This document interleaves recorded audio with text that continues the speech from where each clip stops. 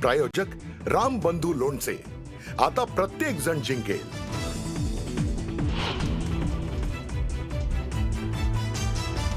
माणिकराव कोकाटेंकडून अखेर मंत्रिपदाचा राजीनामा। कोकाटेंचा राजीनामा मुख्यमंत्र्यांनी स्वीकारला। पुढील कार्यवाहीसाठी राज्यपालांकडे पाठवला राजीनामा।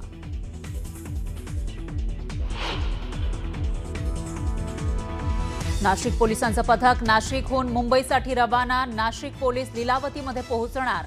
कोकाटेंवर अटकेची टांगती तलवार। मुंबईत भाजप आणि शिवसेनेमध्ये 150 जागांवर एकमत। पुढील 2 ते 4 दिवसात उर्वरित जागांबाबत निर्णय होईल। सेना भाजपच्या बैठकीनंतर अमित साटम यांची घोषणा। मुंबईला विकून खाणाऱ्यांना घरी बसवणार अमित साटम यांचा ठाकरे बंधूंना टोला। तर जोपर्यंत नवाब मलिक राष्ट्रवादीमध्ये तोपर्यंत आमचा त्यांच्याशी संबंध नाही। सेना भाजप भूमिकेवर ठाम। भाजपने दिला काँग्रेसला धक्का। प्रज्ञा सातव यांचा रवींद्र चव्हाण आणि बावनकुळेंच्या उपस्थितीमध्ये भाजप प्रवेश।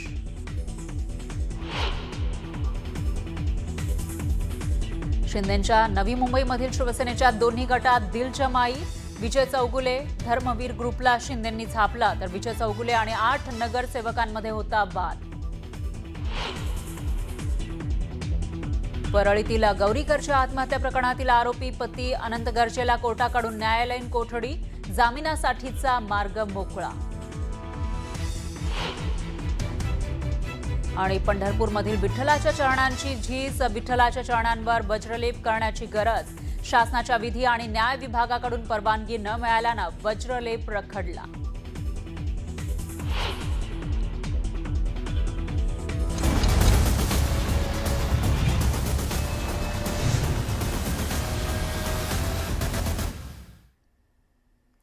नमस्कार, मी फराह खान। तुम्ही बघताय महाराष्ट्राचा number 1 Marathi news channel news 18 Lokmat आणि प्राईम टाइम बुलेटिनमध्ये पुढच्या तासाभरात आज दिवसभरातल्या सर्व महत्त्वाच्या घडामोडी आपण बघणार आहोत। सुरुवातीला आजची सगळ्यात मोठी बातमी आहे, ज्याकडे संपूर्ण महाराष्ट्राची नजर होती, लक्ष होतं। ते आज घडलेलं आहे। माणिकराव कोकाटे यांनी मंत्रिपदाचा राजीनामा दिलाय। मुख्यमंत्री देवेंद्र फडणवीस यांनी हा राजीनामा स्वीकारलेला आहे। तर शासकीय सदनिकेसाठी बनावट कागदपत्र सादर केल्याबद्दल कोकाटेंना 2 वर्षांची शिक्षा ठोठावण्यात आली आहे। त्यांच्या विरोधामध्ये अटक वॉरंट सुद्धा कोर्टाने जारी केला। त्यानंतर कोकाटेंनी अजितदादांकडे राजीनामा सोपवला होता। त्यानंतर कोकाटेंकडे असलेला क्रीडा आणि अल्पसंख्याक विकास हे खातं काढून अजित पवारांकडे सोपवण्यात आलं। अजित पवारांनी कोकाटेंचा राजीनामा स्वीकारला आणि त्यांनी कोकाटेंचा राजीनामा मुख्यमंत्र्यांकडे पाठवलाय। मुख्यमंत्र्यांनीही माणिकराव कोकाटे यांचा हा राजीनामा स्वीकारल्याची माहिती आहे। तर नाशिकहून पोलीस सुद्धा मुंबईच्या दिशेने रवाना झालेत, त्यामुळे कोकाटेंना कधीही अटक होऊ शकते।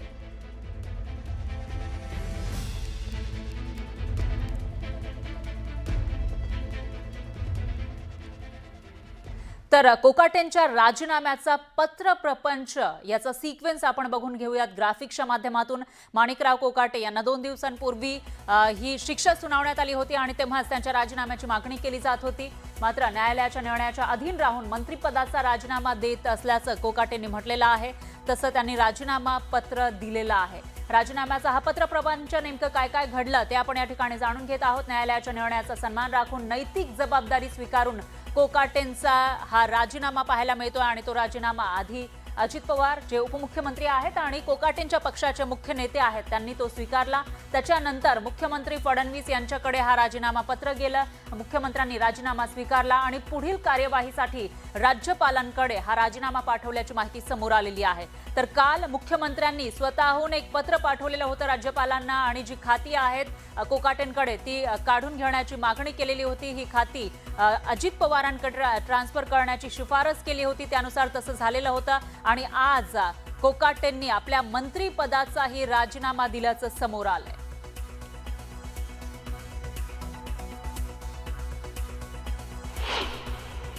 काय आश्चर्य वाटत नाही, कारण सत्तेमध्ये असलेल्या लोकांना वेगळा न्याय या देशात असतो दुर्दैवाने, आणि विरोधी पक्षावर वेगळा न्याय असतो। आणि हे पहिल्यांदाच झालं असेल की मिनिस्टर विथ नो पोर्टफोलिओ, म्हणजे पोर्टफोलिओ काम नाही पण तुम्ही मंत्री आहात, हे काहीतरी वेगळं महाराष्ट्रात नवीन मॉडेल आहे। राहुल गांधी आणि सुनील केदार यांना चुकीच्या प्रकरणात अडवण्याचा प्रयत्न केला. त्यांचं सदस्यत्व रद्द करण्यात आलं. पण कोकाटे रमीखेताही सापडलेला आहे. त्यांनी पदाचा दुरुपयोग करून घरकुलं म्हणजे ताब्यात घेतलेले होते. म्हणजे सांगायचं तात्पर्य असं की हे सगळे रेकॉर्ड होत असताना सुद्धा या सरकारने त्यांना कृषीमंत्रीपद काढून त्यांना क्रीडामंत्री केलं. त्यांची आमदारकी कायम ठेवली. आणि हे सरकार द्वेषाने राजकारण करत आहे, कायद्याने नाही. फडणवीस मंत्रिमंडळातले भ्रष्टाचार आणि गुंडागर्दी या आरोपावरून जात आहे किंवा गेले, हा या सरकारला लागलेला काळीमा आहे. 2 मंत्री गेले एकाच गटाचे. खरं म्हणजे शिंदे गटाचे असे असंख्य मंत्री आहेत, त्यांना तात्काळ बरखास्त केलं पाहिजे. पैशाच्या बॅगा दाखवतायत, पैसे मोजताना दिसत आहेत, असे असंख्य विषय आहेत. पण देवेंद्र फडणवीस टप्प्याटप्प्यानं गेम करतील, टप्प्याटप्प्यानं, आणि शेवटचा घाव ते मिंद्यांवरच घालतील.